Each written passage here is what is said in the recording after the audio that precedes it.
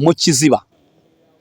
Ubundi iyo urose ugwa mu mazi y'ikiziba amazi asa nabi, biba bivuze ko hari ibyaha imbere yawe ugiye kugwamo, hari ibigeragezo bikomeye by'ibyaha uhagazemo cyangwa se ugiye kugwamo. Iyo utabihagazemo uba ugiye kugwamo muri ibyo byaha. Amazi atobamye, Bibiliya iravuga ngo ni nge mazi amara inyota, ni nge soko y'ubugingo. Uwo ni Kristo uri kwivuga gutyo. Amazi ava muri Kristo Yesu yigereragije n'amazi meza n'isoko nziza. Amazi meza asobanura nyine Kristo, ay'ubugingo, amazi ameze neza, amazi afuse. Muribuka wa Musamariyakazi bamusanze, muribuka wa mugore Yesu yasanze ku iriba, aramubwira ngo numpa amazi ayagaragara, njyewe ndaguha amazi utazongera kugira inyota ukundi. Hanyuma rero ibiziba rero ni ibyaha muri rusange, ni ibyaha, ni ibintu ugwamo, ni ibintu ugenderamo bitari byiza. Ibyaha biri mu buryo bwinshi. Benshi bakunda kuvuga ibyaha by'ubusambanyi, ibyaha byo kubeshya, ibyaha byo kuraguza, ibyaha byo Imana ishimwe cyane bakundwa muri Kristo Yesu mu mbaraga z'Umwuka Wera.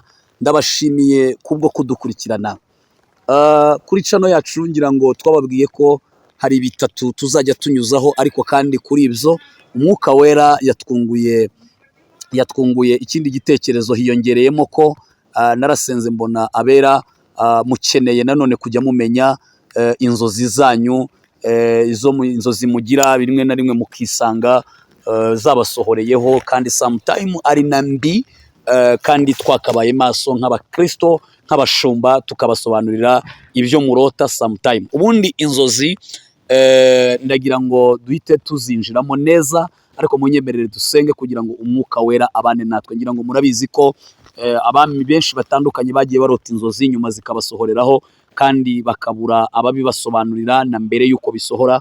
Hanyuma abakonikoni n'abantu batandukanye bakabwira abo bami ngo ibyo ngibyo birenze ubwenge bwacu, ngo ibyo bikwiriye gusobanura abantu bafite Imana yera. Hanyuma rero hari ibintu binanira abakomeye n'aboroheje, hari ibintu abapfumu batakora, hari ibintu abakonikoni batashobora. Ibyo rero ni ugusobanura imvugo z'Imana. Ubundi inzozi tugiye kwinjiramo, mwitegure kuko ushobora kwisanga mu cyiciro turi buvuge, kandi tuzajya dusoza dutanga n'inkomezi. Tuzajya tugira n'igihe cyo gusengana namwe, dutegura amasengesho live hano kuri iyi kamera, tuyasengane, dufate umunsi wo gusengera inzozi umwe ku wundi, abantu bagende babohoka banasobanukirwa. Hanyuma ndagira ngo dusenge. Mana, mu izina rikomeye rya Yesu, ndakwinginze Umwuka wawe wera naze kuri jye cyane, imbaraga zikomeye z'Imana zamamare, kandi abantu bose barota bakagwa mu gaco k'abadayimoni batazi ibyo barose. Ndakwinginze buri muntu wese uri bukurikire iki kiganiro ahabwe inkomezi. Reka tuzabone comment nyinshi zivuga ko byabyaye umusaruro. Urakoze kubikoze mu izina ry'Umwami wacu Yesu Kristo. Amen, amen, amen. Ubundi turabanza tuvuge inzozi niki. Ubundi inzozi ziri mu buryo butatu. Hari inzozi ziterwa nuko umuntu yiriwe atekereza ku kintu cyane. Izo nzozi ni inzozi zishobora kukuzaho, kuko wiriwe utekereza ibintu, hanyuma kuko byatwaye umwanya munini mu mitekerereze yawe, waryama ninjoro ushyizweyo izo nzozi ibyo bintu wiriwe utekereza bikagaruka, ariko komtere sometime bishobora kuza bivuye ku Mana cyangwa se bitavuye ku Mana. Urugero, Nebukadinezari yararimo atekereza, ariko se ko ndi umwami uhangaye ibihugu 127, ubundi nyuma yanjye ninde mwami uzayobora, ninde uzansimbura?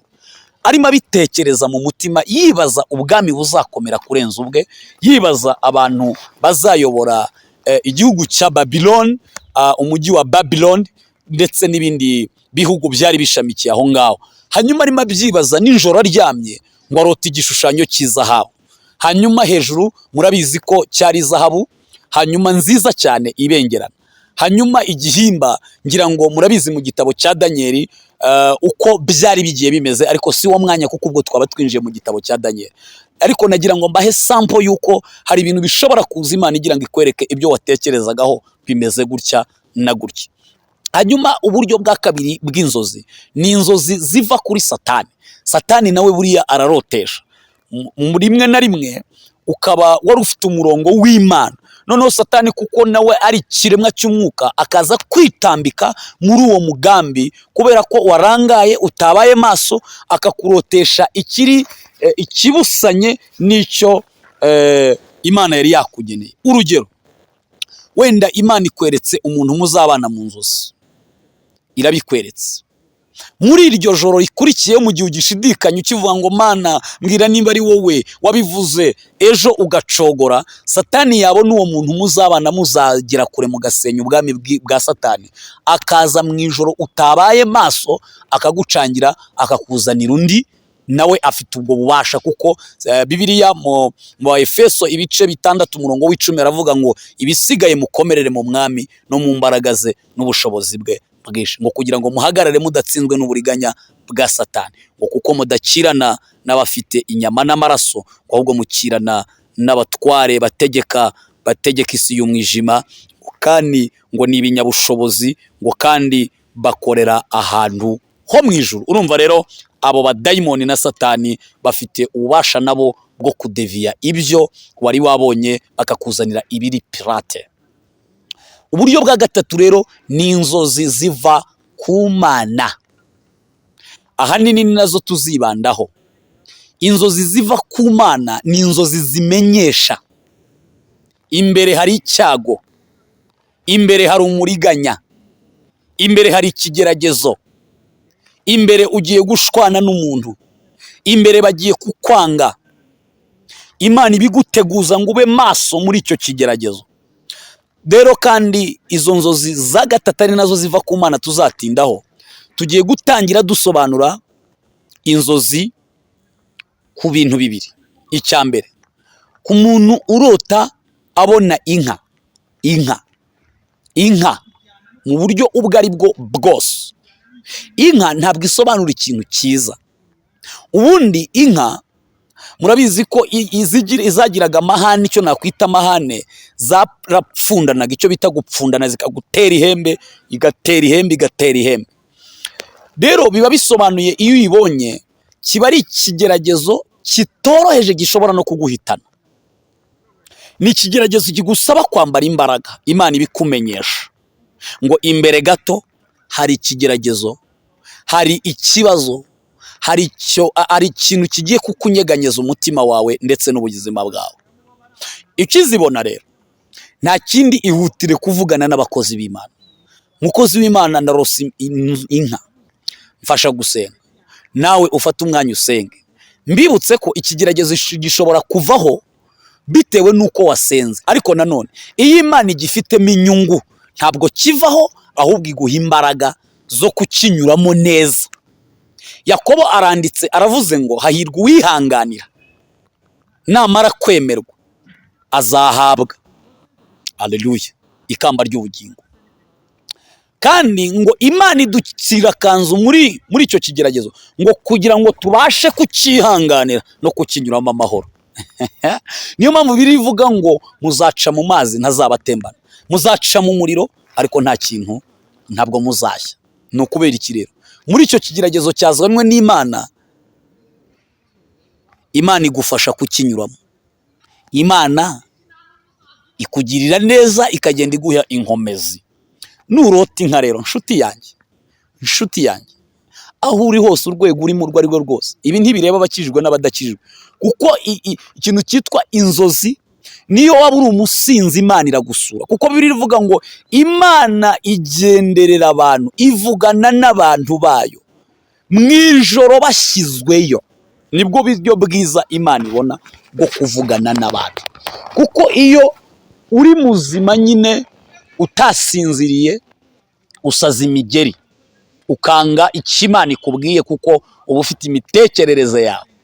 Hanyuma ariko iyo dusinziriye twese, iratuganiriza kugeza ku rwego nta muntu wavuga ngo ibyo ndabyanze. Ibintu byose mu nzozi aba ari ndiyo afana. Naho rero niho ihengerera abami n'ibikomangoma, niho yasuriraga ba Nebukadinezari, kuko ntiyari gutuma umuhanuzi ngo bumve, bari kumwica. Ntiyari gutuma abapasitori ngo yumve, yari kubica. Hanyuma iramusura imwereka uko ibintu bizagenda bigenda.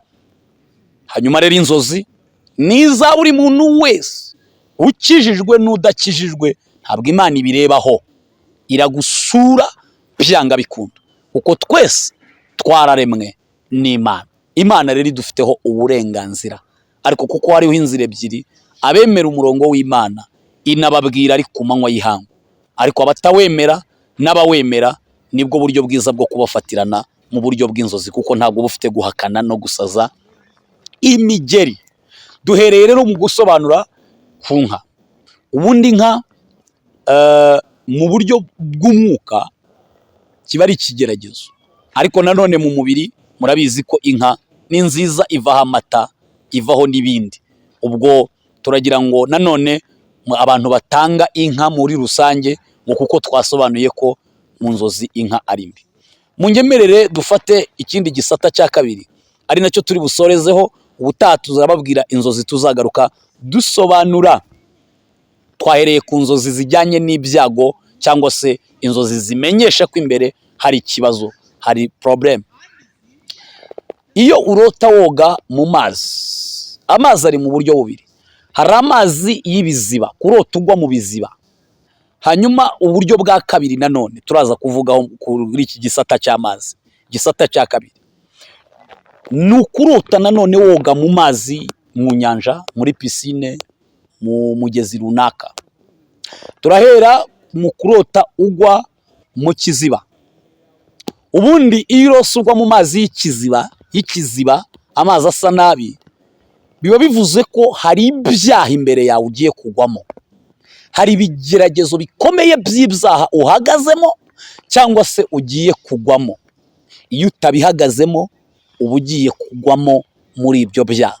Amazi atobamye, Bibiliya iravuga ngo ni nge mazi amara inyota, ni nge soko y'ubugingo. Uwo ni Kristo uri kwivuga gutyo.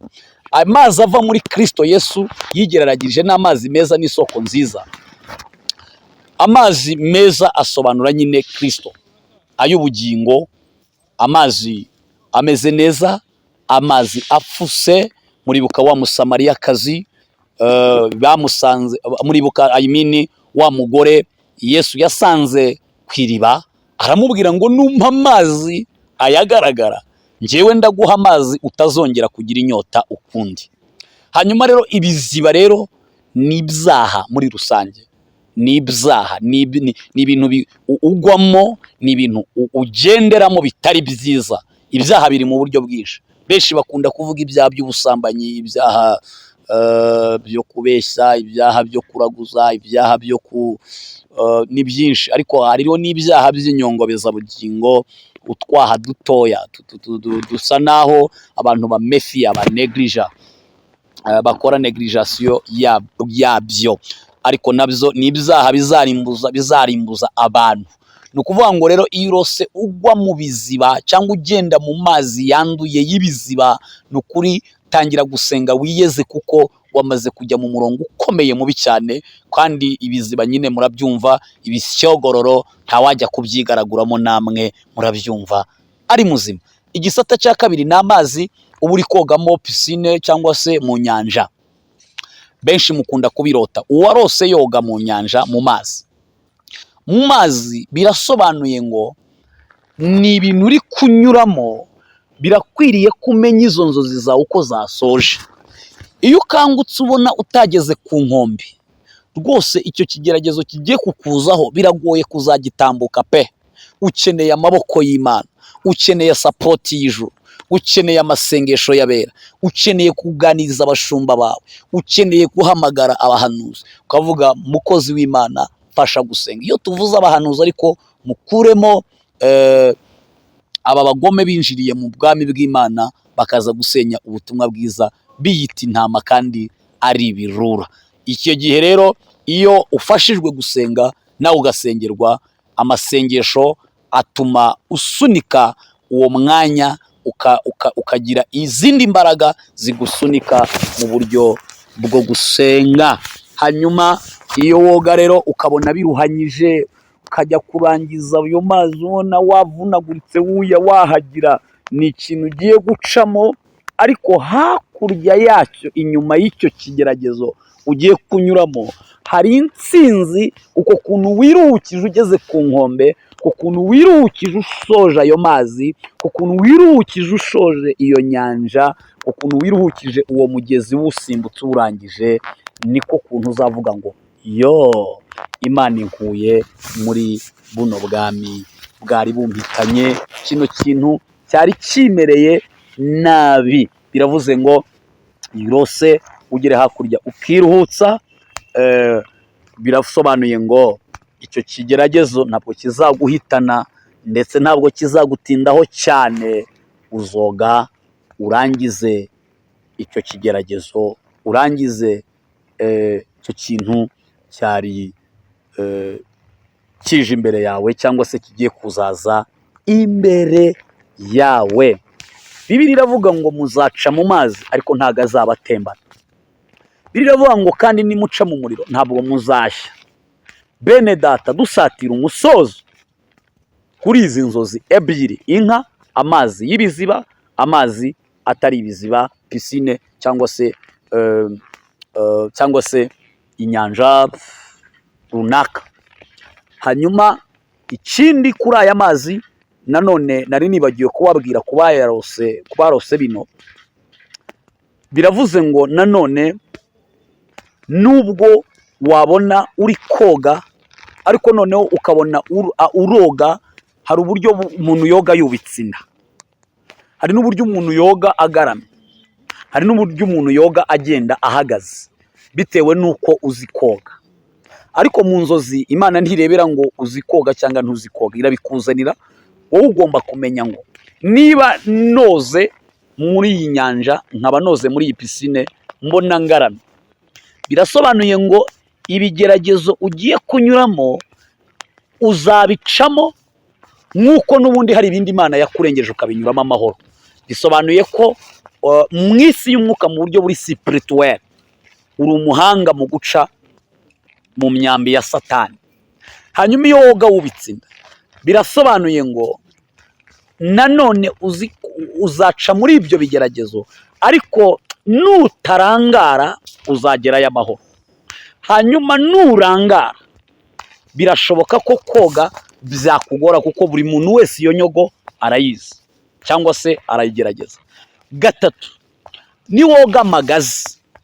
Koga amagazi birasobanuye ngo icyo kigeragezo kizaba ari ikigeragezo kiremereye, ariko kuko Imana yakweretse strategy, birasobanuye ngo uzabe maso urwane cyane, kuko Satani yahinduye uburyo, yakereye intwaro nyinshi zo kukugirira nabi muri icyo kigeragezo.